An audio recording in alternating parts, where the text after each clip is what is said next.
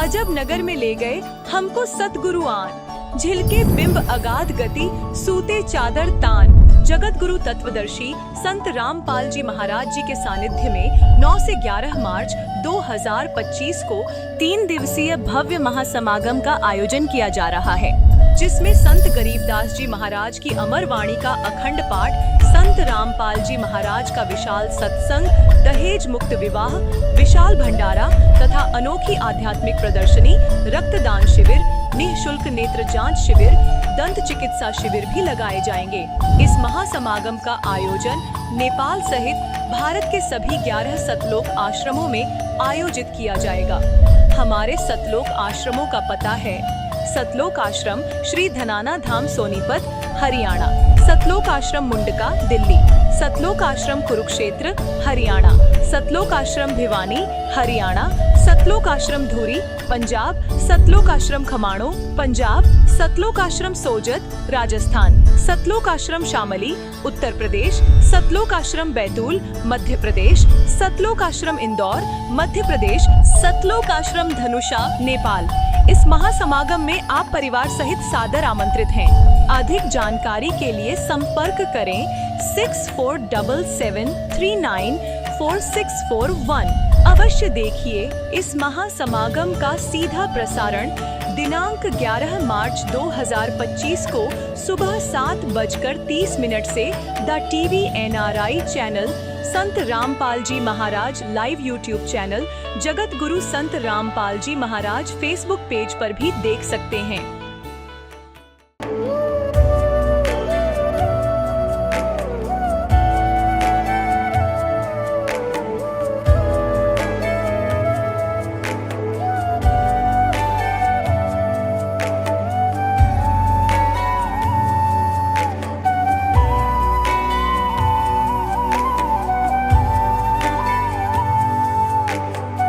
पूर्ण परमात्मा पाप कर्म दंड को भी काट सकता है।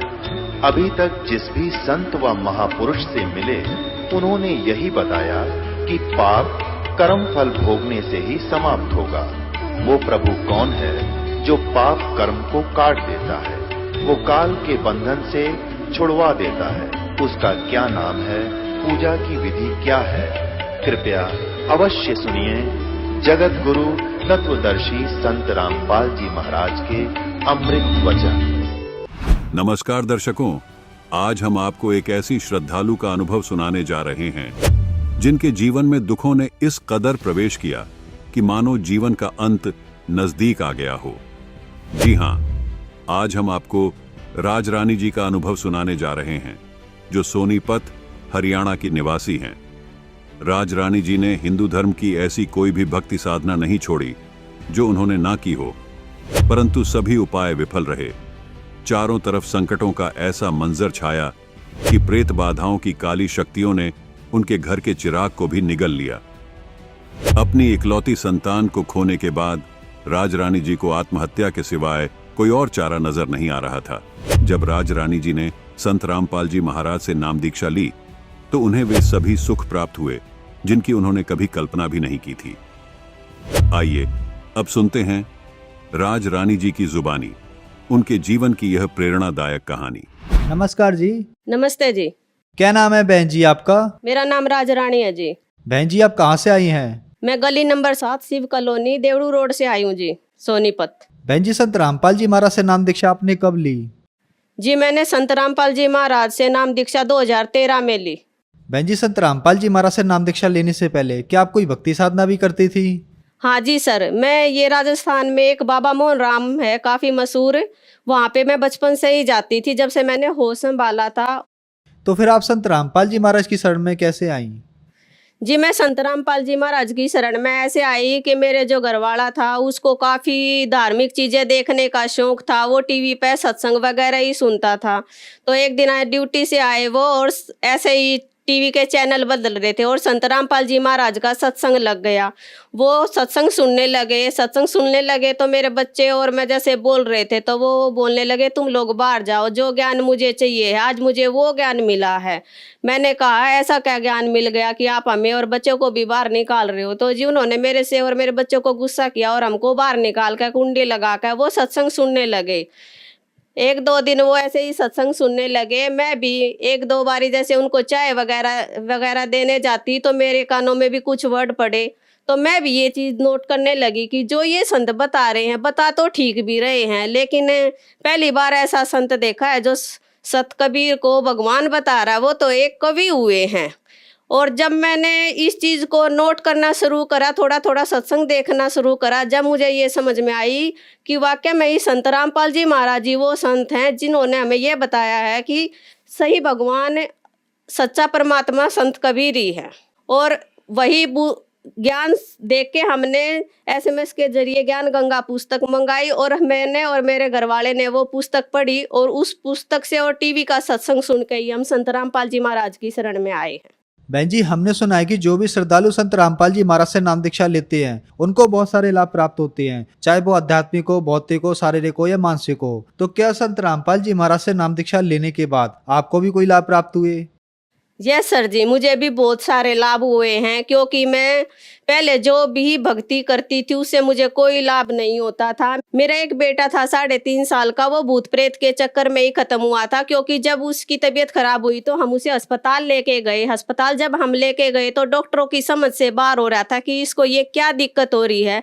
तो वहाँ पे जो और काम करने वाले कर्मचारी थे उन्होंने मुझे बताया कि बहन जी आपको यहाँ पे नहीं लेके आना चाहिए इस बच्चे को, आप इस बच्चे को तो किसी सियाणी वगैरह या तांत्रिक को जाके पास लेके जाओ। और मैं वहाँ से सर जी उस लड़के को उठा के हॉस्पिटल से और किसी तांत्रिक के पास लेके भी गई, लेकिन उस तांत्रिक के मैंने पैर भी पकड़े, हाथ भी जोड़े कि आप मेरे बेटे को बचा लो, लेकिन उसने पता नहीं ऐसा क्या देखा, उसने कहा कि बेटा मैं कुछ नहीं कर सकता, इसको और कहीं भी लेके चली जा। और वो दूसरे दिन ही खत्म हो गया था। उसके बाद में मेरे और मेरे पति में बहुत ज़्यादा अनबन रहती थी। हमने एक 1.5 महीना अनबोल हो जाते थे आपस में। हमारा ऐसा हो रहा था कि हमारा एक साथ रहना बहुत मुश्किल हो रहा था। उसके बाद में जब हम संत रामपाल जी महाराज की शरण में आए हैं तो मेरे घर में ना कोई क्लेश होता है, ना कोई झगड़ा होता है।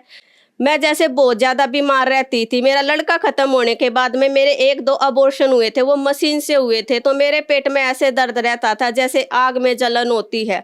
तो मैं अपने हस्बैंड को बोलती थी कि मेरी उम्र बहुत कम है, क्योंकि किसी दिन भी आकर मैं कुछ भी कर लूँगी, आखिर मैं कब तक जीऊँगी ऐसे ही। तो मैं ऐसे ही करते करते मतलब परमात्मा की शरण में आ गई, संत रामपाल जी महाराज की शरण में आ गई। और मैं ऐसे ही जैसे ही जब जोत लगाती संत रामपाल जी महाराज के चरणों में प्रणाम करती तो मैं यही बोलती थी, हे गुरुजी मुझे ठीक कर दो, हे संत रामपाल जी मुझे ठीक कर दो। ऐसे ही करते करते मुझे 1 साल के करीब हो गया था, जब एक दिन मुझे सपने में आया कि मेरे गुरुजी संत रामपाल जी महाराज मुझे पता नहीं कहाँ ऊपर उड़ा के लेके जा रहे हैं और मेरे से कह रहे बेटा तू जोत लगाती है जब क्या बोलती है, जोत लगाती है जब क्या बोलती है। मैंने कहा कि संत रामपाल जी महाराज जो मुझे कष्ट है मैं अपना कष्ट आपको बताती हूँ, और मुझे पता है कि मेरी उम्र बहुत कम है, मैं जी नहीं सकती, मेरे बच्चों को कौन पालेगा। तब मेरे परमात्मा ने कहा, संत रामपाल जी ने मुझे कहा देख बेटा आ जा, चल तुझे मैं क्या दिखाता हूँ। मैं कहा गुरुजी क्या दिखाओगे। तब संत रामपाल जी महाराज ने कहा कि बेटा जो तू बात कह रही है ना वो तो कब की सच हो चुकी है। मैंने कहा कि संत रामपाल जी महाराज क्या सच हो चुकी है। तब मुझे गुरुजी ने दिखाया कि जैसे मेरे घर में ही बहुत सारे आदमी इकट्ठे हो रहे हैं और एक बॉडी बीच में लेटा रखी है। मैंने कहा गुरुजी आप मुझे ये क्या दिखाने के लिए लेके आए हो। जब संत रामपाल जी महाराज ने कहा कि बेटा अगर मैं तुझे वैसे बोलता ना तो तुझे विश्वास नहीं होता, इसलिए मैं तुझे अपने आंखों से दिखाने के लिए लेके आया हूँ। अभी इस बॉडी का मुंह उगाड़ेंगे, जब तू देखना कि ये कौन है। और जब उस बॉडी का मुंह उगाड़ा तो वो मैं ही थी। और मैंने जब वो देखा कि मैं ये मर चुकी हूँ, मैं तो ये, और मुझे मेरे बच्चे भी दिखाई दे रहे, मेरे रिश्तेदार दिखाई दे रहे, मेरे बच्चे रो रहे हैं, मेरी मम्मी चली गई हमें छोड़ के, मेरी मम्मी चली गई छोड़ के। तब मैंने संत रामपाल जी महाराज से कहा कि संत रामपाल जी महाराज ये आपने मुझे क्या दिखा दिया।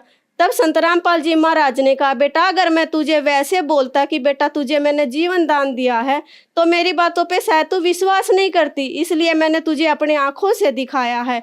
वो दिन है और आज मेरे शरीर में ना कोई दिक्कत है, ना मेरे घर में कोई परेशानी है, और आज मैं बिल्कुल सही हूँ। और मेरे जो रिश्तेदार ये बोलते थे कि रानी तू कभी ये भी कहती है कि ठीक है ठीक है, हमेशा यही कहती है मैं बीमार हूँ मैं बीमार हूँ। और आज वही मेरे रिश्तेदार ये कहते हैं कि इस रानी के शरीर में तो पता नहीं क्या डल गया, ये कैसे संत रामपाल जी महाराज की शरण में चली गई कि ये दिन रात काम करती रहती है, ये अब बैठती ही नहीं है। तो मैं तो यही कहूँगी कि संत रामपाल जी महाराज ने मुझे जीवन दान बख्शा है और आज मैं उन्हीं के दिए हुए सांसों के द्वारा जी रही हूँ। और जो पहले मेरे को एक एक रोटी के बारे में सोचना पड़ता था, मेरी आर्थिक स्थिति बहुत ज़्यादा कमज़ोर थी। मेरी दो बेटी हैं जो इतनी ज़्यादा बीमार रहती थी कि हम रोज़ डॉक्टरों के ही वहीं पे धक्के खाते रहते थे। जब से हमने संत रामपाल जी महाराज की शरण ग्रहण करी है, मेरे दोनों बच्चे बिल्कुल ठीक है। और मुझे 5 साल पहले हार्ट की परेशानी थी। मैंने पहले होली फैमिली हॉस्पिटल में दिखाया, फिर यहाँ सोनीपत में निदान हॉस्पिटल में दिखाया। निदान वाले डॉक्टर रमेश बत्रा ने मुझे कह दिया था कि आप जब तक जियोगे जब तक ये दवाई आपको खानी पड़ेगी, और मैं खाती भी थी और मुझे आंखों से बिल्कुल धुंधला दिखता था। ये जो नारंग डॉक्टर हॉस्पिटल है सोनीपत में, उसने मुझसे कहा कि बेटा जैसे आप दिक्कत बता रहे हो ऐसे तो मुझे आपकी कुछ नहीं लगती। डॉक्टर भी हैरान हो रहे थे कि आपकी टेस्ट में तो ऐसा कुछ नहीं आ रहा जो आप परेशानी बता रहे हो। और एक मुझे पूरे शरीर में इतना ज़्यादा दर्द रहता था कि ना मैं सो सकती थी ना मैं लेट सकती थी, मैं रोती थी और अपने हस्बैंड को बोलती थी कि मुझे जहर का इंजेक्शन लगवा दो, इस परेशानी से मैं बहुत ज़्यादा दुखी हो गई हूँ। लेकिन जब मैं संत रामपाल जी महाराज की शरण में आई हूँ उस दिन के बाद से ना तो मैं कोई हार्ट की दवाई खाती हूँ, और मैं कई सालों से जो चश्मा लगाए हुए थी ना मैं कोई चश्मा लगाती हूँ। और जो मेरे शरीर में जो भी दर्द था आज मुझे कोई भी दर्द नहीं है, और परमात्मा की दया से आज मैं शरीर से बिल्कुल संतुष्ट हूँ। और आर्थिक स्थिति जो हमारी बहुत ज़्यादा खराब थी उससे भी आज हम अपनी आर्थिक स्थिति से बहुत खुश हैं। और जो मेरी बेटी थी वो पहले काफ़ी पढ़ने में बहुत ज़्यादा कमज़ोर थी, और आज वही मेरी बेटी इतनी एक्टिव है कि 400 में से 399 नंबर लेके आई है। और मैडमों ने भी ये कहा है कि राजरानी जी आपकी बेटी तो इतनी कमज़ोर हमें लगती थी, लेकिन पढ़ने में ये तो पता नहीं ऐसा आप क्या कर रहे हो कि जो इतने अच्छे नंबर लेके आ रही है। और आज मेरी दोनों की दोनों बेटियां पढ़ने वगैरह में बहुत ज़्यादा एक्टिव हैं। और वो पहले इतनी ज़्यादा बीमार रहती थी कि हम हमेशा डॉक्टरों के ही धक्के खाते रहते थे। संत रामपाल जी महाराज की कृपा से आज हमारे घर परिवार में बिल्कुल सुख शांति है।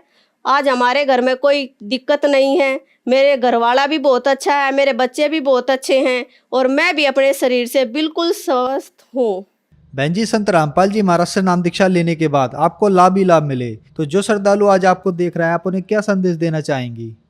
सर जी मैं तो हाथ जोड़ कर विनती ही कर सकती हूँ कि आज दुख सबके घर में है, चाहे वो किसी प्रकार के भी हो, शारीरिक हो, मानसिक हो, आर्थिक स्थिति हो, हर कोई इंसान आज दुखी है। मैं तो हाथ जोड़ के यही प्रार्थना करूंगी कि संत रामपाल जी महाराज की शरण में आओ और अपने सभी कष्टों को दूर करो। और सबसे ज़्यादा जो हमारा कष्ट है वो है जन्म मरण का कष्ट। संत रामपाल जी महाराज हमें आज वो भक्ति दे रहे हैं जो हमें जन्म और मरण के चक्कर से छुटवाती है। मेरी हाथ जोड़ के सभी भाई भक्तों से यही विनती है कि संत रामपाल जी महाराज की शरण में आओ और अपना कल्याण कराओ। बहन जी, संत रामपाल जी महाराज की शरण में कैसे आ सकते हैं?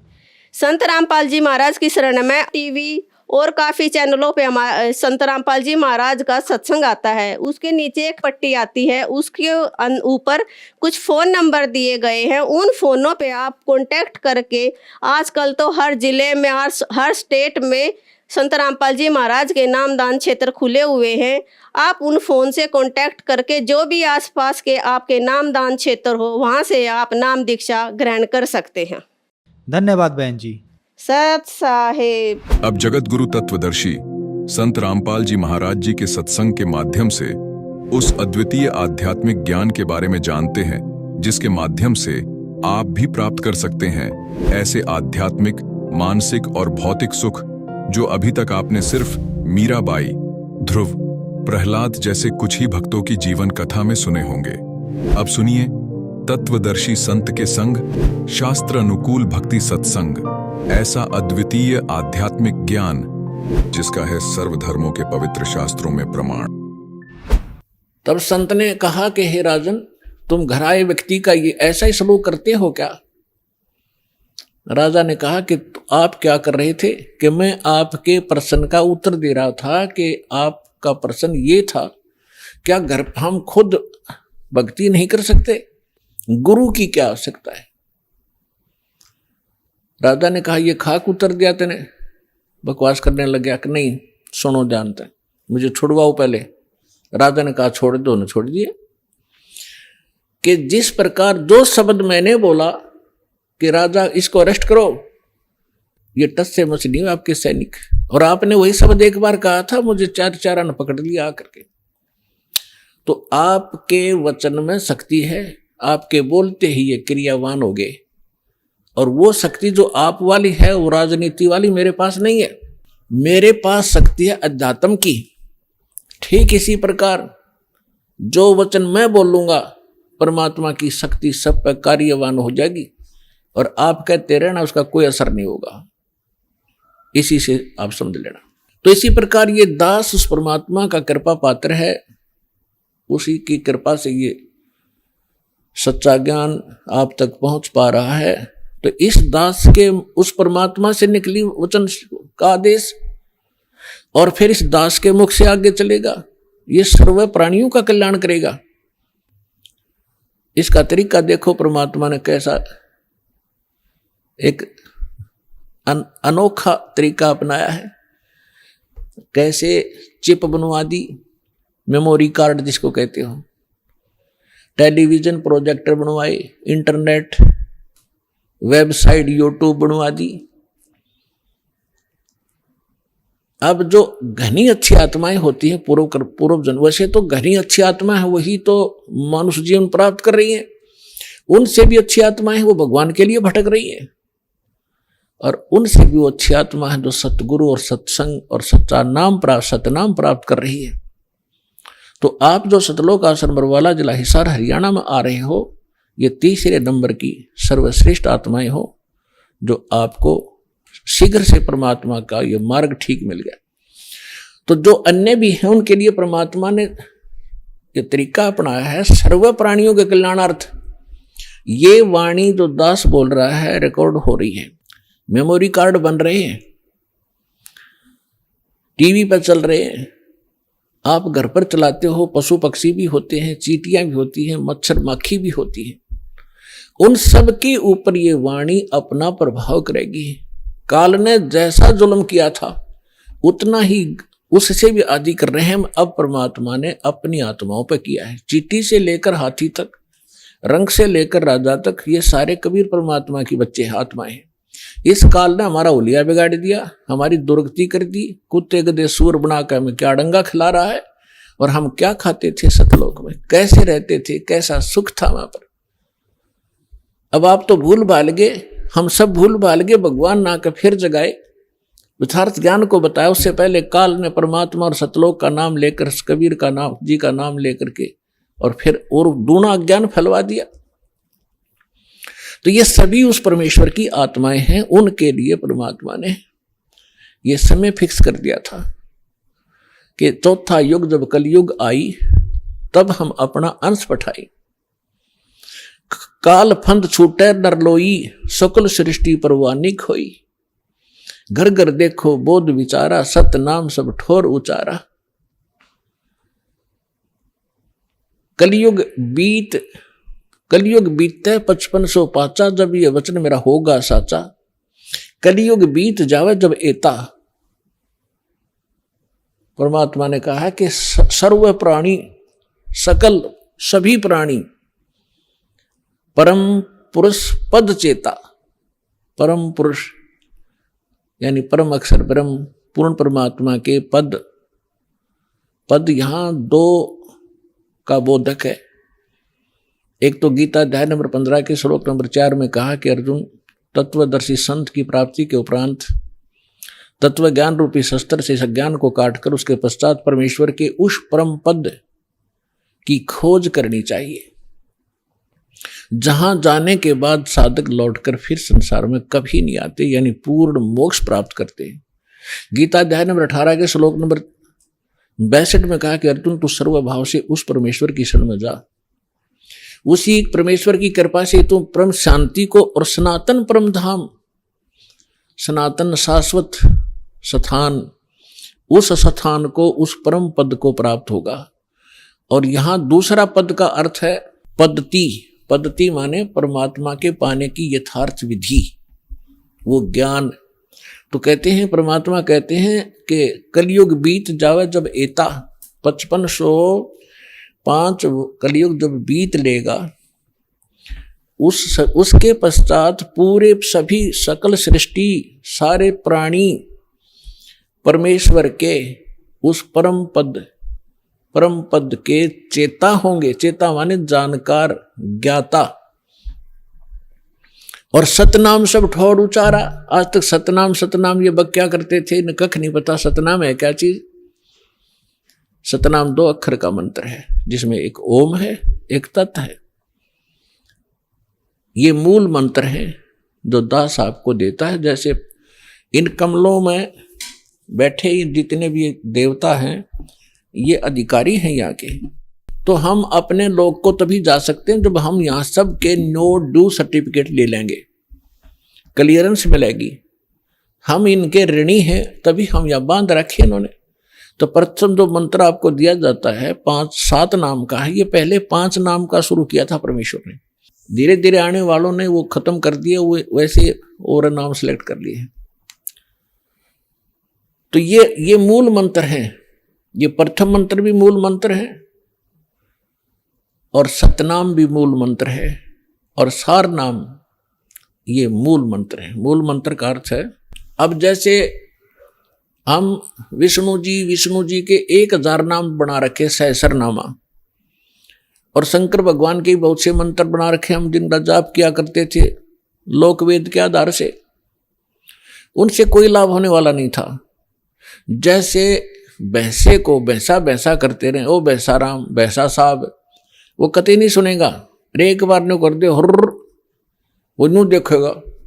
वो उसका मूल मंत्र है, उस भैंसे का, वो विवश है उसके। तो ये मंत्र परमात्मा ने, ये मंत्र ये हमारे तक पहुंचे नहीं दिए। न ज्ञानियों ने अपने लोक वेद दंत कथा सुना के वो मंत्र देते रहे, ओम नमः शिवाय, ओम भगवते, ओम नमः शिवाय, ओम नमः भगवते वासुदेवाय, इस तरह अटपट करते रहे।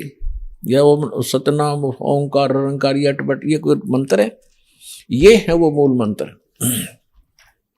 इसी प्रकार ये सतनाम है, ये भी मूल मंत्र है।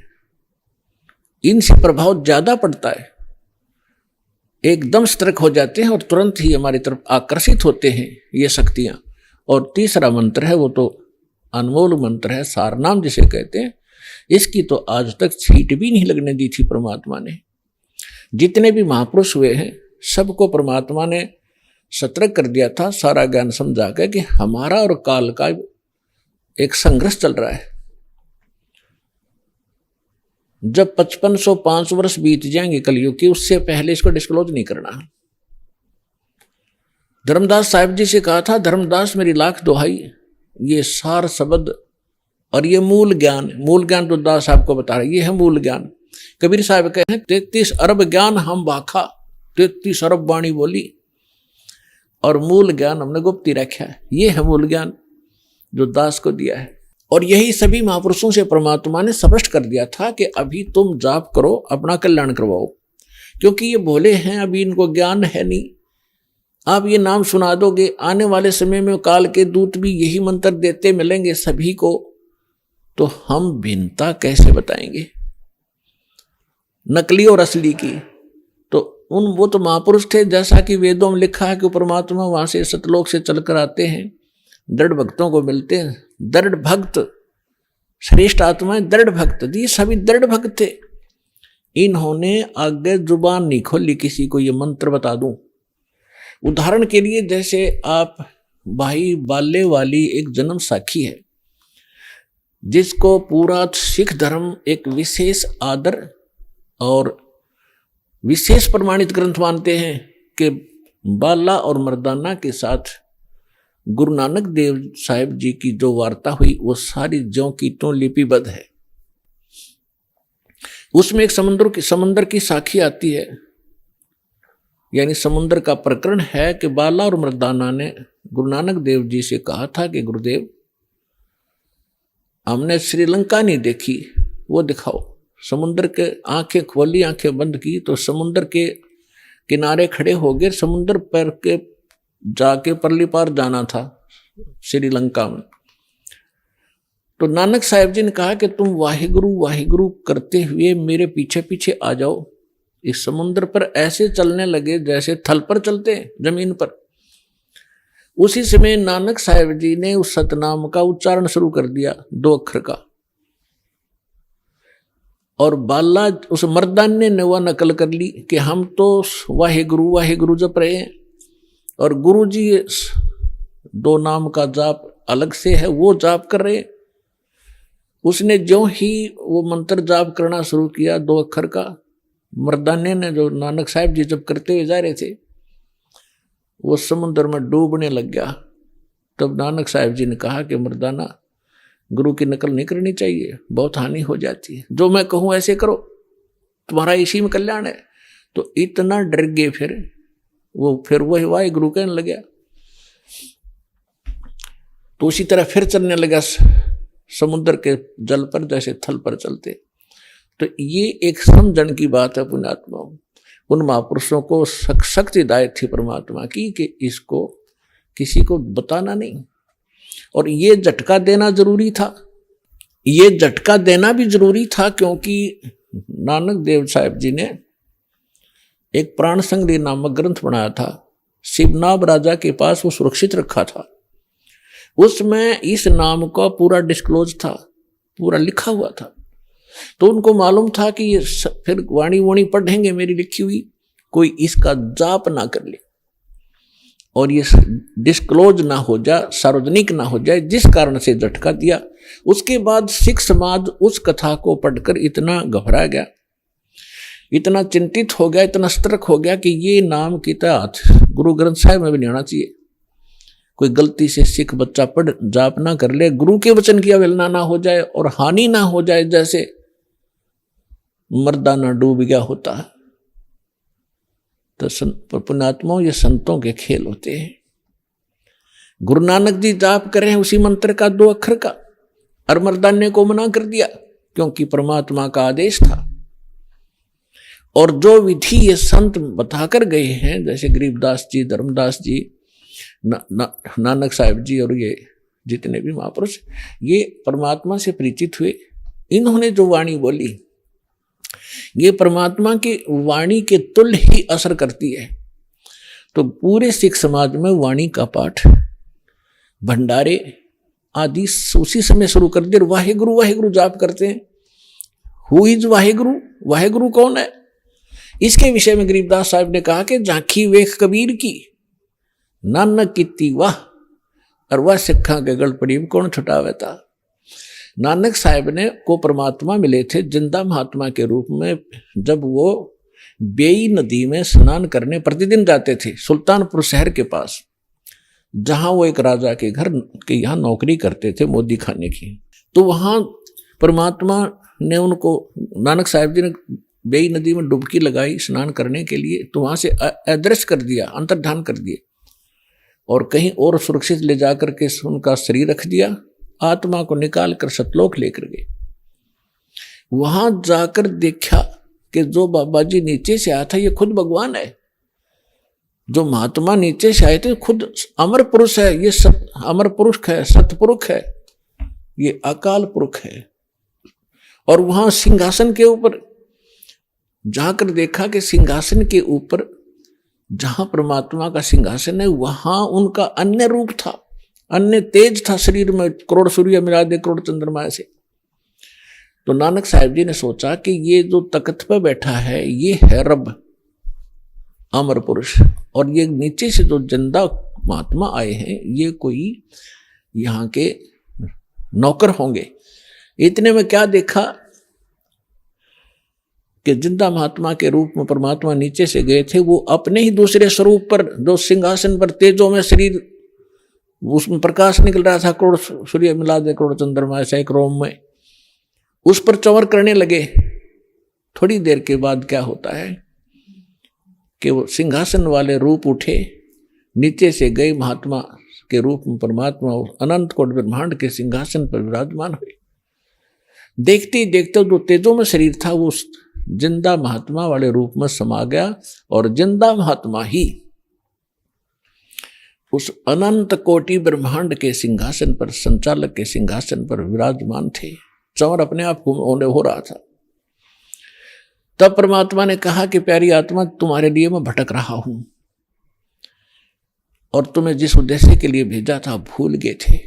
आप रामकृष्ण के पुजारी बन गए, क्योंकि गुरु नानक देव जी हिंदू धर्म में जन्मे थे, श्री कालूराम मेहता खत्री के घर पे, और एक ब्रजलाल पांडे से वो गीता पढ़ा करते थे। विष्णु जी को सर्वश्रेष्ठ परमात्मा मानकर पूजा किया करते थे। तब परमात्मा ने उनको ब्रह्मा विष्णु महेश की सतिथि बताई, अपना सामर्थ्य दिखाया और कहा कि मैं नीचे रहता हूं, अब वर्तमान में प्रचार करने गया हुआ हूं सच्चे ज्ञान का, और काशी के अंदर में धानक रूप में, जुलाहे रूप में रहता हूं, और सतनाम बिना मोक्ष नहीं हो सकता। आपको सतनाम दूंगा, वहां आ जाना। इस प्रोसेस में, इस प्रोसीजर में 3 दिन बीत गए। सारा ब्रह्मांड दिखाए, ब्रह्मा विष्णु महेश के लोक दिखाए। उधर से नानक साहब जी को मृत जान लिया गया था, और उनको सब चिंतित थे। तीसरे दिन उसी बेई नदी पर नानक जी फिर खड़े थे। राजा की नौकरी त्यागी, नवाब की, और प्रथम उदासी की, सच काशी की। जब वहां, एक तो वहां देखा सतलोक के अंदर झांकी परमात्मा की, क्यों हो, ये तो वही बाबा नीचे से आते खुद भगवान है। वाहे गुरु, क्योंकि ज्ञान सुनाया था परमात्मा ने उनको बहुत गना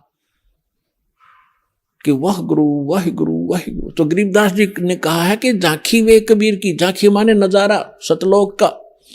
जैसे आप 26 जनवरी पर अपने देखते हो, या हरियाणा की प्रांत की झांकी, या राजस्थान प्रांत की झांकी, या महाराष्ट्र प्रांत की झांकी। झांकी मीन वहां जो कुछ भी प्रोग्रेसिव वस्तु होती है, कोई डैम होता है या ऐतिहासिक मंदिर होते हैं, उनके एक मॉडल बना करके सुंदर उसमें रखे जाते हैं कि इस प्रांत में ऐसा विकास चल रहा है, और ऐसे यहाँ कोई धार्मिक स्थल है या कोई कारखाने हैं, वो दिखाई जाती है। वो झांकी, यानी कौन से की झांकी बढ़िया लगी, वो फर्स्ट सेकंड भी होती है।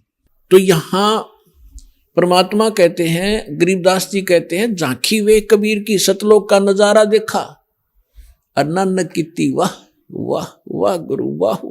ये तो भगवान ने थे। और वह सिखा के गल प्रीब कौन छुटावे था।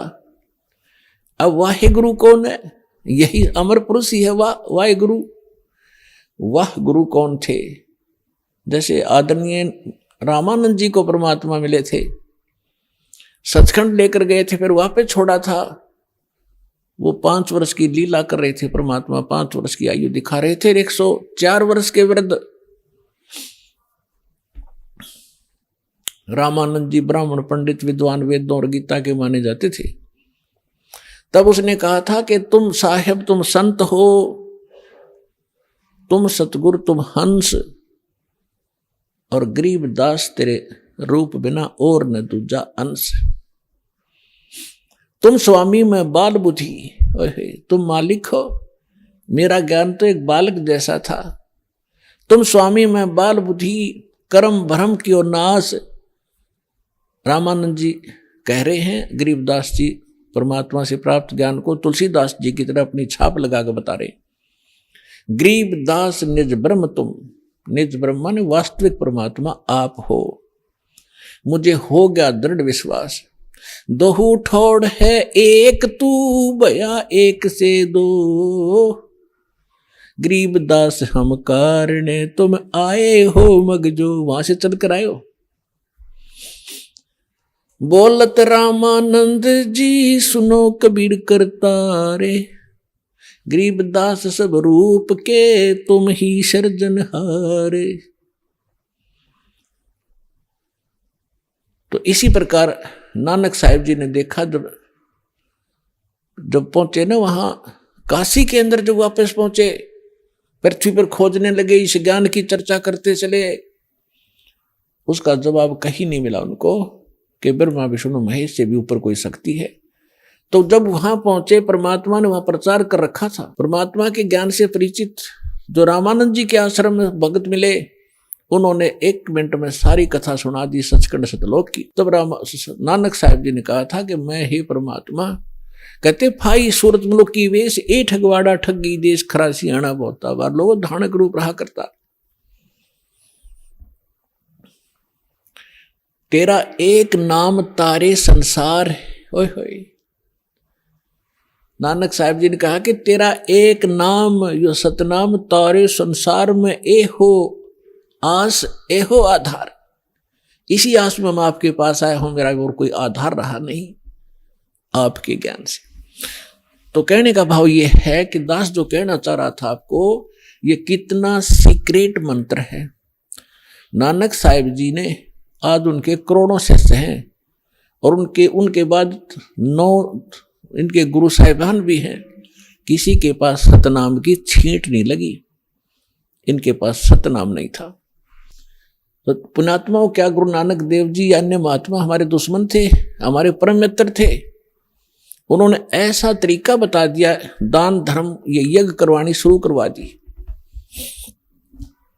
इससे मोक्ष नहीं हो सकता, लेकिन मनुष्य शरीर मिलता हुआ आ रहा है आपको, और मनुष्य शरीर से मनुष्य शरीर में आता है प्राणी छोड़कर, तो उसमें आस्था रहती है भगवान की, उसका नेचर भी अच्छा रहता है।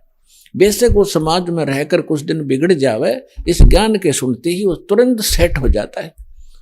ये दास देख रहा है यहाँ पर 50-60 हजार की संख्या भी हो जाती है, 70 हजार भी हो जाती है विशेष समागम पर।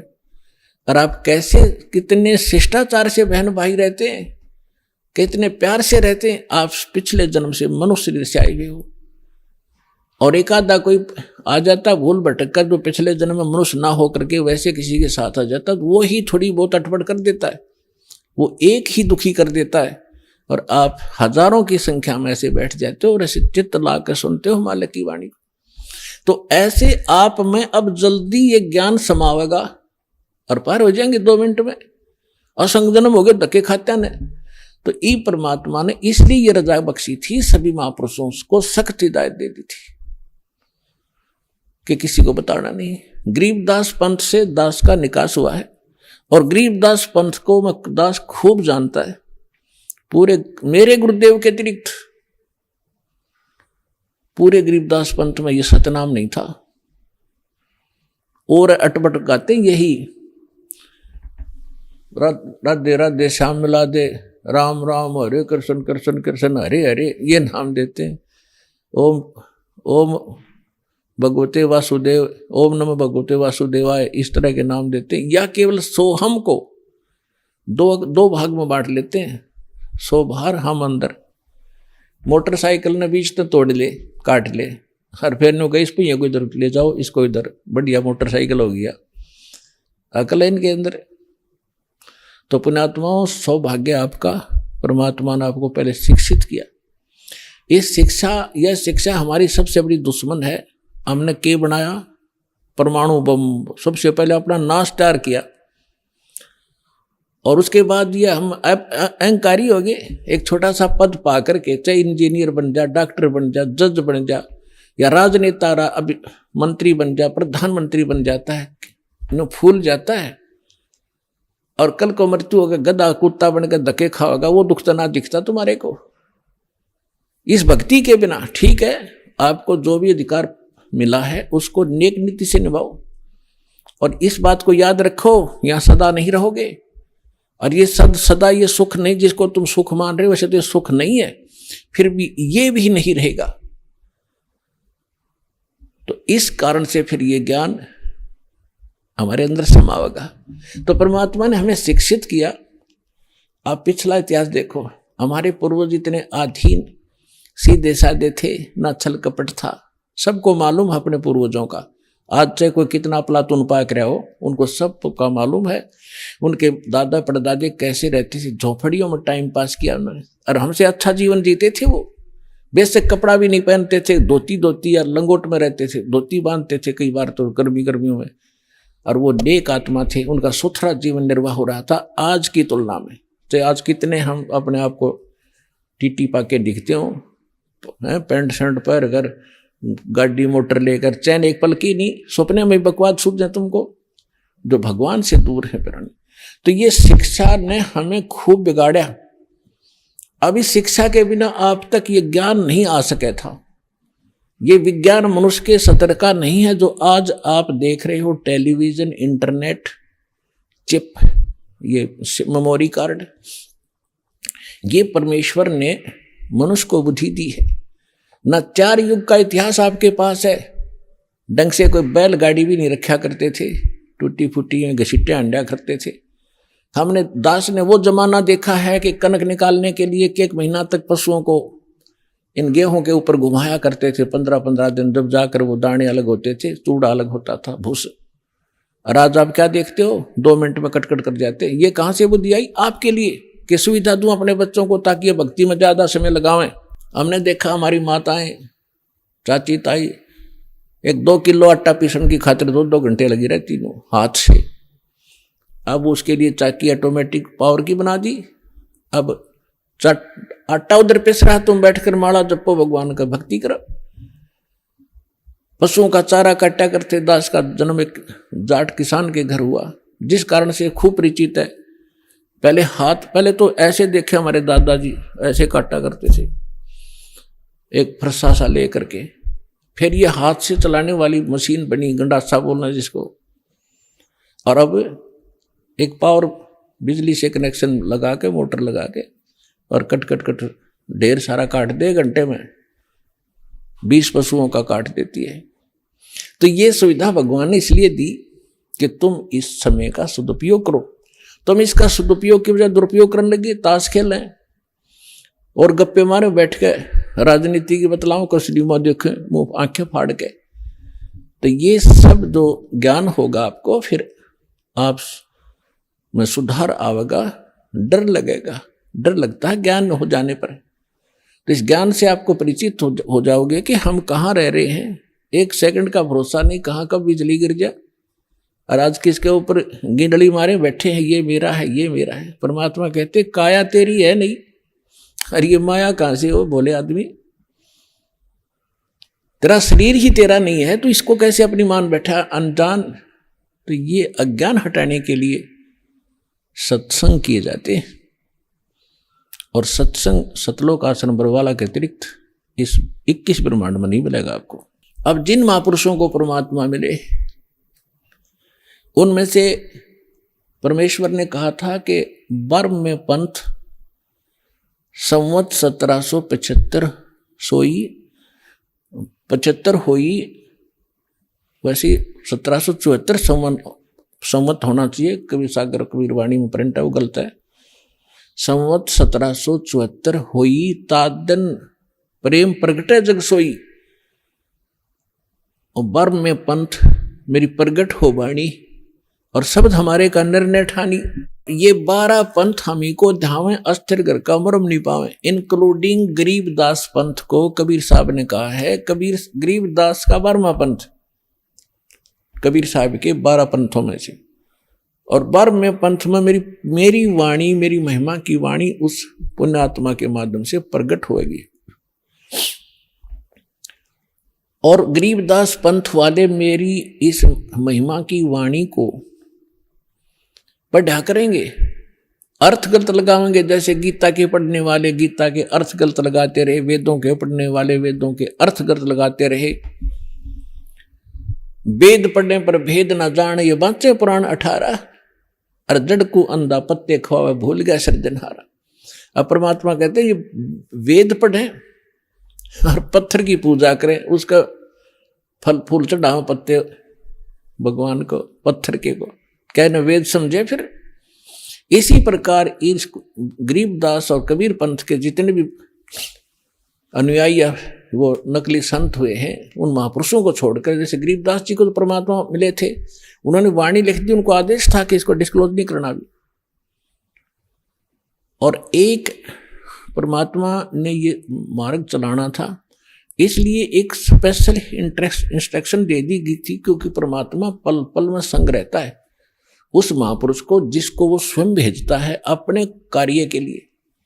तो गरीबदास जी को जब अंत समय में एक शीतल दास नाम का भगत था, जिसका गांव बराना जिला झज्जर में उनका आश्रम था। गरीबदास जी के बाद वो, वैसे तो और भी बहुत शेष थे गरीबदास जी के, लेकिन वो उसको स्पेशल आदेश दिया था कि ये मंत्र तू जाप कर बताना नहीं, केवल मरते समय, शरीर छोड़ते समय एक ही अपने शिष्य को बताना, उसको प्रतिज्ञा करा देना, वो भी ऐसे ही चले। तो ये नाम मेरे दादा गुरुजी ने मेरे गुरुजी को बताया।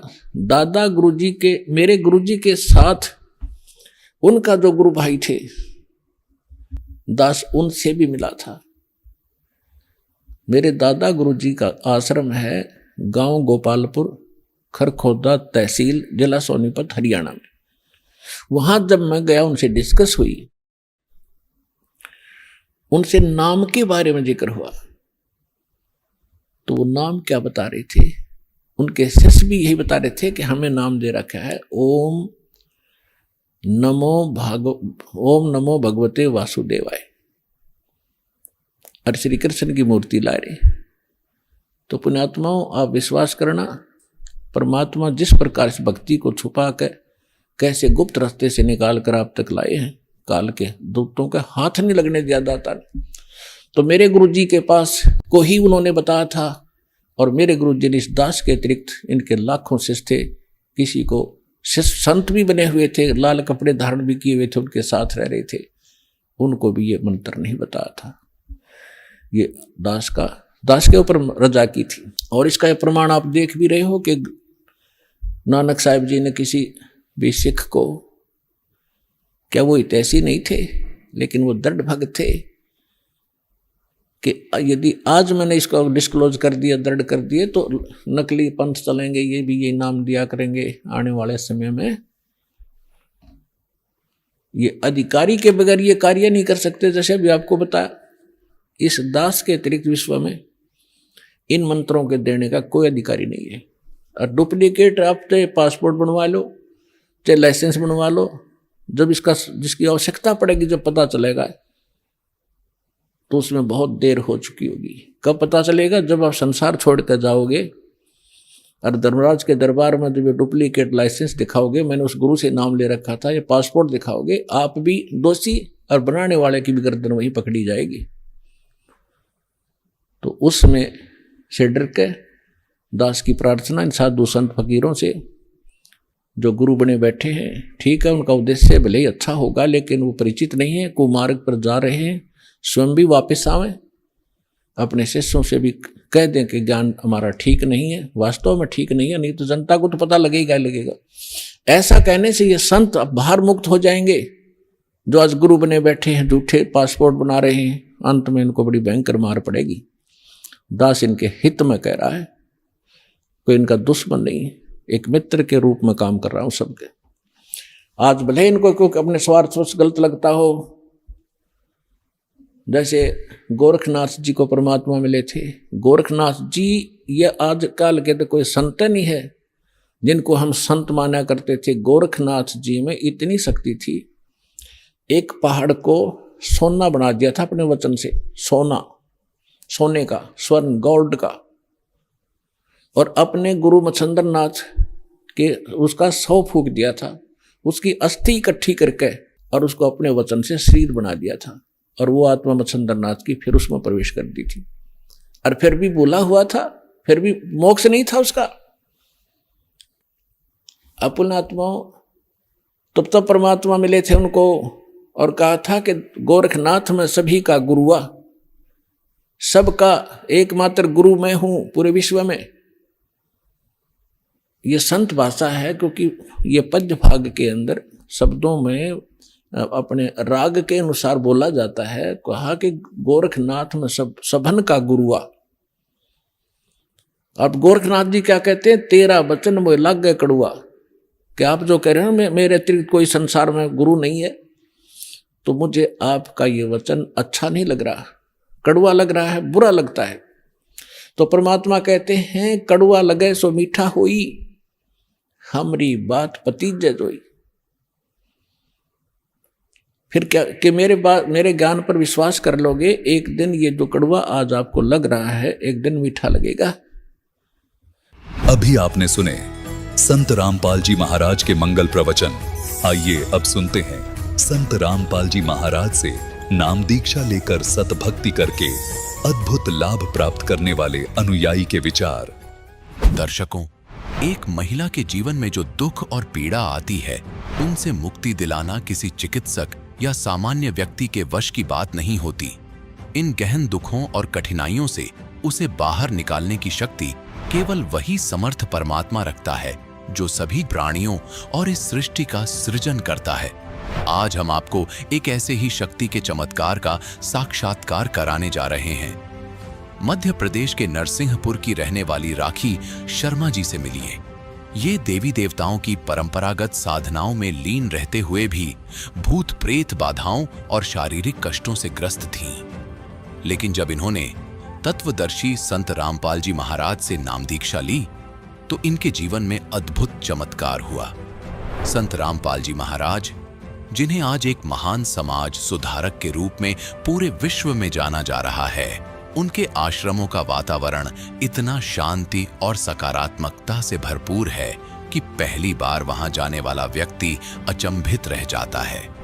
राखी जी भी इसी सकारात्मक ऊर्जा से प्रभावित हुईं। जब इन्होंने संत जी से नाम दीक्षा ली तो उनकी सभी समस्याएं धीरे धीरे समाप्त होने लगीं। भूत प्रेत बाधा से मुक्ति मिली और गर्भावस्था के दौरान जब डॉक्टरों ने उनके बच्चे को अपंग घोषित किया तो संत जी की कृपा से वह बच्चा पूरी तरह स्वस्थ पैदा हुआ और संत रामपाल जी महाराज की कृपा से उन्हें नया जीवन मिला है। आइए अब सुनते हैं दुखों से उभरकर सुखी हुई राखी जी की यह प्रेरणादायक कहानी, उन्हीं की जुबानी। बहन जी नमस्कार। सर साहेब। क्या नाम है जी आपका? राखी शर्मा। कहाँ से आए आप? जिला नरसिंहपुर, तहसील गाडावारा, ग्राम जवारा, MP। अच्छा, आप ये बताइए आपने संत रामपाल जी महाराज से नाम दीक्षा कब ली? संत रामपाल जी महाराज से दीक्षा मैंने ली है 28 अप्रैल 2013। संत रामपाल जी महाराज से नाम दीक्षा लेने से पहले आप क्या भक्ति साधना करते थे? ब्रह्मा विष्णु महेश की भक्ति करते थे, खासकर लक्ष्मी जी को मानती थी मैं। इसके अलावा किसी साधु संत से भी नाम दीक्षा ले रखी थी? नहीं ली थी मैंने। अच्छा, आप एक बात बताइए, आप MP में रहते हैं, संत रामपाल जी महाराज से नाम दीक्षा कैसे लिया आपने? सर, मैंने अपने पति के कहने पे संत रामपाल जी महाराज से नामदान लिया था। आप संत रामपाल जी महाराज के सतलोक आश्रम बरवाला में पहुंचे, आपको कैसा लगा? क्या व्यवस्था थी वहां पर? कैसा आपको अनुभव हुआ संत रामपाल जी महाराज के आश्रम में जब आप पहुंचे? जैसे हम गए तो मतलब सतलोक आश्रम नाम है उसका, वैसे ही सतलोक जैसा हमको लगा। वहाँ छुआछूत नहीं मानते थे किसी भी तरह से, मतलब जाति समाज मतलब वो कुछ नहीं, सब एक साथ रहते थे। सभी लोगों के लिए एक साथ खाना खाना, एक साथ रहना। ये नहीं है कि मतलब ये बड़ा आदमी है तो मतलब उसके लिए कुछ VIP चीज़ है, ये कुछ भी नहीं। अच्छा, आप ये बात बताइए कि आपके पति क्यों चाहते थे कि संत रामपाल जी महाराज से नाम दीक्षा लें? क्योंकि मैं मतलब मेरा तो दिया परमात्मा का जीवन, संत रामपाल जी महाराज का दिया जीवन है। और मेरे पति मतलब सब जगह मुझे बता चुके थे। डॉक्टर, मुझे भूत प्रेत बाधा भी थी, डॉक्टर इलाज भी उन्होंने मतलब पूरा करवा लिया था। उन्हें मतलब कहीं मतलब विश्वास नहीं था, पर उनके लिए ये था कि एक सच्चा ज्ञान क्या होता है, उन्हें वो चीज़ की प्रेरित थी। वो सब चीज़ें हताश होके गए थे और उन्हें विश्वास था कि मैं संत रामपाल जी महाराज जी के पास जाके बिल्कुल ठीक हो जाऊँगी। उनको पूरा विश्वास था। आपके पति ने आपको सब जगह दिखा लिया था, साधु संतों से भी वो मिल चुके थे, उसके बाद भी आपको आराम नहीं मिला। उसके बाद आपको वो संत रामपाल जी महाराज के आश्रम में लेके जाते हैं, आपको नाम दीक्षा दिलाते हैं और वो खुद भी नाम दीक्षा लेते हैं। क्या उसके बाद आपने जो बताया कि आपको भूत प्रेत की बाधा थी, आपको और भी जो बीमारियां थी, क्या वो ठीक हुई? बिल्कुल ठीक हो गई। लौट के वो चीज़ मतलब शरीर में है ही नहीं, वो तकलीफ नहीं है। संत रामपाल जी महाराज से नामदान लेने के बाद वो चीज़ तो हमारे शरीर में है ही नहीं। मतलब बिल्कुल मतलब उनका दिया जीवन है, उन्हीं की दी सांसें हैं और संत रामपाल जी ही की दी सांसें हैं। बिल्कुल। संत रामपाल जी महाराज से नाम दीक्षा लेने से पहले आपको क्या बीमारियां थी? मुझे थायराइड था, जो मैं बताती हूँ, मैं रिपोर्ट लेकर आई हूँ। एक मिनट में बताती हूँ। कहाँ पे दिखाया था? मैंने नागपुर में दिखाया था और भोपाल में दिखाया। क्यों? जो 5 रहना चाहिए, ये आप देख सकते हैं ये रिपोर्ट। जो 5 रहना चाहिए वो 25.5 था। डॉक्टर ने कहा था कि आपको मतलब टैबलेट खानी पड़ेगी और 4 जो हार्मोन्स के तरीके से रहता है, ये हार्मोन्स आपके 4 साल में नॉर्मल आ पाएंगे, वो 4 हफ्ते में नॉर्मल आ गए थे। संत रामपाल जी महाराज जी ये सब चीज़ कर सकते हैं, और अन्यथा डॉक्टर ये सब चीज़ें और कोई नहीं कर सकता। जब आपने डॉक्टर को दिखाया, ये रिपोर्ट आपको पता चली, डॉक्टरों का क्या कहना था कि आपको जो ये प्रॉब्लम है वो किस बारे में है और क्या आपको प्रॉब्लम हो सकती है, किस तरह से इसका इलाज होगा, क्या डॉक्टर ने आपको बताया? डॉक्टर ने बोला कि आपको 4 साल में आराम लगेगा, क्योंकि जो चीज़ 5 रहनी चाहिए वो 25.5 हो चुकी थी, और इस चीज़ में अगर आपको प्रेगनेंसी होती है तो वो भी नहीं हो सकती है। पर संत रामपाल जी महाराज से जुड़ने के बाद मुझे प्रेगनेंसी हुई, और प्रेगनेंसी के मतलब वैसे नॉर्मल आ गया था। प्रेगनेंसी के समय शायद ये परमात्मा का प्रमाण देने के लिए, प्रेगनेंसी के समय मेरा थायराइड बढ़ गया था, पर उसके बाद मतलब थायराइड में बोलते हैं कि पूरे समय की डिलीवरी नहीं होगी, और बच्चा होगा तो अपंग होगा या फिर मानसिक रूप से वो होगा। तो फिर हम संत रामपाल जी महाराज के पास गए, और वहाँ पे हमने संत रामपाल जी महाराज से कि डॉक्टर बोल रहे हैं कि ये 7वां महीना लग गया और बच्चा अपंग या मानसिक रूप से बीमार रहेगा। तो संत रामपाल जी महाराज ने बोला कि नहीं, ऐसा कुछ नहीं है, बच्चा अच्छा होगा, ठीक होगा। तो हमें संत रामपाल जी महाराज, हमारे पिता परमेश्वर पर विश्वास था, और जब मेरी डिलीवरी हुई तो बच्चा बिल्कुल स्वस्थ हुआ। और उसके बाद थोड़ा सा मैं आपको बताती हूँ, उसके बाद बहुत ज़्यादा दिक्कत हो गई थी। बच्चे होने के बाद मेरे शरीर में इन्फेक्शन फैल गया था, और पूरे शरीर में मतलब इन्फेक्शन फैल चुका था, जहर फैल चुका था। और फिर मैं डिलीवरी रूम में लेटी हुई थी, मैंने परमात्मा को याद करा, गुरुजी आ जाओ। मतलब जब दिक्कत परेशानी होती है तो एक अपने पिता को याद करा जाता है, जन्म देने वाले। पर मेरे लिए तो मेरे मतलब बंदी छोड़ संत रामपाल जी महाराज हैं, क्योंकि मैं तो मर चुकी थी, उन्हीं की दी सांस से हैं। तो बस मैं रो रही हैं, और डॉक्टर बोल रहे हैं कि उनको सरकारी अस्पताल रेफर कर दो। पूरी हरी नीली पड़ गई थी, मुझे खुद लग रहा था कि मैं बिल्कुल नहीं बचूंगी। पर संत रामपाल जी महाराज मतलब मेरे पिता खुद कहाँ हरियाणा में हैं, और अचानक मैं याद कर रही हूँ उनको कि गुरुजी आ जाओ, गुरुजी आ जाओ, हे संत रामपाल जी महाराज आ जाओ, मेरे पिता आ जाओ, कि मैं आखिरी समय आपको देख सकूं, क्योंकि आपकी दी सांस है, मैं मर जाऊं तो मतलब कोई वो नहीं रहेगा, आपकी दी सांसें हैं, एक बार आप मुझे दर्शन दे जाओ परमात्मा। गुरुजी, लेबर रूम का गेट लगा था, अपने आप गेट खुला, गुरुजी आए, संत रामपाल जी महाराज आए, उन्होंने मुंह पे हाथ रखा, सर पे हाथ रखा, और अचानक मेरे सर से मतलब एकदम उल्टी हुई, और उल्टी के बाद अपने आप जो पॉइजन था वो पूरा निकल गया। मतलब ये एक चमत्कार है, डॉक्टर तक से रेफर करने लगे थे जो सरकारी अस्पताल में। ये केवल संत रामपाल जी महाराज, एक पिता अपने बच्चे के लिए कर सकता है, अन्यथा कोई संसार में नहीं है जो मतलब मरे हुए को जिंदा कर दे। ये संत रामपाल जी महाराज ही कर सकते। कौन से हॉस्पिटल में थे उस टाइम पे आप? जिला नरसिंहपुर के अग्रवाल हॉस्पिटल में थे हम। संत रामपाल जी महाराज से नाम दीक्षा लेने के बाद आपको और क्या लाभ मिला? जैसे कि मैंने आपको बताया, डिलीवरी के समय मुझे इन्फेक्शन हुआ था, और मतलब पूरे शरीर में पॉइजन फैल गया था, उससे मतलब मुझे नया जीवन दान मिला। और थायराइड था, जो बच्चा अपंग बताया था वो बच्चा हुआ, बिल्कुल ठीक है, मानसिक रूप से भी ठीक है, शारीरिक रूप से भी ठीक है। और मैं आपको एक लाभ, और मैं बहुत बड़ी बाधा थी मुझे, वो मतलब वो अब लौट के मेरे शरीर में नहीं, संत रामपाल जी गुरु जी की कृपा से। और मैं आपको एक लाभ और बताना चाहती हूँ कि जो मुझे हुआ है। एक बार क्या हुआ कि मैं चूड़ी की कवर्ड में चूड़ियाँ रखी हुई थी, जैसे ये चूड़ी कवर्ड है मेरा, और बस ये ऐसा सांप फन करा हुआ सांप बैठा हुआ था, और बस सांप के पास से मैंने चूड़ी उठाई, सांप ने फन करा पर मुझे काट नहीं पाया। संत रामपाल जी महाराज ने मुझे हर तरीके से मतलब हर जगह मुझे बचाया। और मेरे बच्चे को सफ़ेद दाग थे, बड़े बच्चे को 10 साल का है वो, उसे भी सफ़ेद दाग हो चुके थे। तो आज वो बिल्कुल पूरा ठीक है। सब लोग बोलते थे कि ये कभी ठीक नहीं होगा, इसका और ज़्यादा फैल जाएगा, और शायद इसका कहीं इलाज नहीं है, पर संत रामपाल जी महाराज ने उसको ठीक करा। और मेरे हस्बैंड को सोराइसिस है, उसमें भी उनको काफ़ी आराम है। भगत समाज को क्या संदेश देना चाहते हैं? भगत समाज को संदेश देना चाहते हैं कि आजकल ये झूठे गुरुओं के चक्कर में ना पड़े। संत रामपाल जी महाराज सच्चा ज्ञान देने आए, प्रमाणित ज्ञान है। आपने कहा कि झूठे गुरुओं के चक्कर में ना पड़े। अब हजारों की संख्या में जब धर्मगुरु हैं तो लोग कैसे पहचानें कि कौन झूठा है और कौन सच्चा?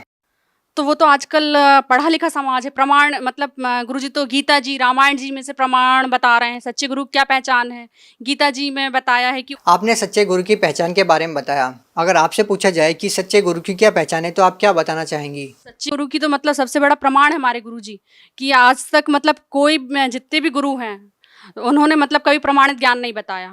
कोई ब्रह्मा विष्णु महेश की तो कभी कोई किसी की भक्ति बता रहे हैं। मतलब जो प्रमाणित ज्ञान है और उल्टे वृक्ष को सीधा का बताए, सच्चे गुरु की वही पहचान है, गीता जी में बताया गया है। और सच्चा गुरु वो है जो कि मतलब शिष्य को सही राह पिलाए। जैसे कि हमारे गुरुजी हैं तो वो उनके नियम हैं। हर जो गुरुजी लोग रहते हैं उनके नियम नहीं रहते हैं। आज संसार जुड़ जाए भैया, पर मतलब गुरुजी से क्या नियम की वजह से भी इंसान जैसे पैर पड़ना पढ़ाना इस वजह से ये सब और गुरु लोग इन्हें मना नहीं करवाते, तो उनके नियम हैं। जैसे कि आज ये समाज को मैं ये संदेश देना चाहती हूँ कि आज आपके भी बच्चे हैं छोटे छोटे, आज गुरुजी के ये नियम में नशा छीना नहीं है, तो आज ये छोटे बच्चे जो नशा छीनेंगे नहीं तो वो करेंगे क्या, है ना। तो मतलब ये है कि गुरुजी और दहेज लेना देना ये सब बंद करवाया। आज मतलब ये सरकार नहीं करवा पा रही। नशे का सामान आज भी बिक रहा है, पर संत रामपाल जी महाराज के जो भगत हैं वो मतलब ना नशा का सामान खरीदते हैं ना ही, और सबसे बड़े आज जो अपने बच्चा जनरेशन है तो वो जब नशा का सामान जो लेगी नहीं, खरीदेगी, छिएगी नहीं तो वो करेगी क्या। बहुत बहुत धन्यवाद। सच साहेब।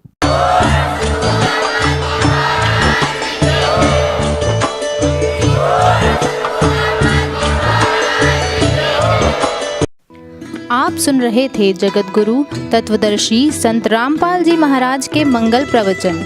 अधिक जानकारी के लिए संपर्क करें।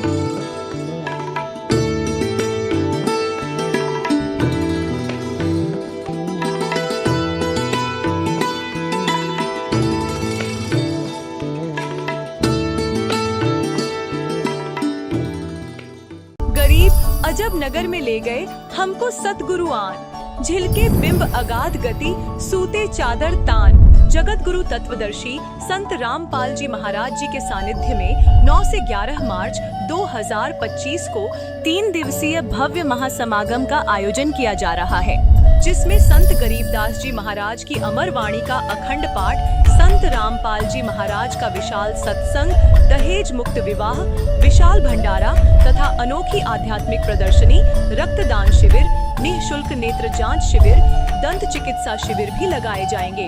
इस महासमागम का आयोजन नेपाल सहित भारत के सभी 11 सतलोक आश्रमों में आयोजित किया जाएगा। हमारे सतलोक आश्रमों का पता है: सतलोक आश्रम श्री धनाना धाम सोनीपत हरियाणा, सतलोक आश्रम मुंडका दिल्ली, सतलोक आश्रम कुरुक्षेत्र हरियाणा, सतलोक आश्रम भिवानी हरियाणा, सतलोक आश्रम धुरी पंजाब, सतलोक आश्रम खमाणो पंजाब, सतलोक आश्रम सोजत राजस्थान, सतलोक आश्रम शामली उत्तर प्रदेश, सतलोक आश्रम बैतूल मध्य प्रदेश, सतलोक आश्रम इंदौर मध्य प्रदेश, सतलोक आश्रम धनुषा नेपाल। इस महासमागम में आप परिवार सहित सादर आमंत्रित हैं। अधिक जानकारी के लिए संपर्क करें 6477394641। अवश्य देखिए इस महासमागम का सीधा प्रसारण दिनांक 11 मार्च 2025 को सुबह 7:30 से the TV NRI channel, Sant Rampal ji Maharaj live YouTube channel, Jagat Guru Sant Rampal ji Maharaj Facebook page पर भी देख सकते हैं।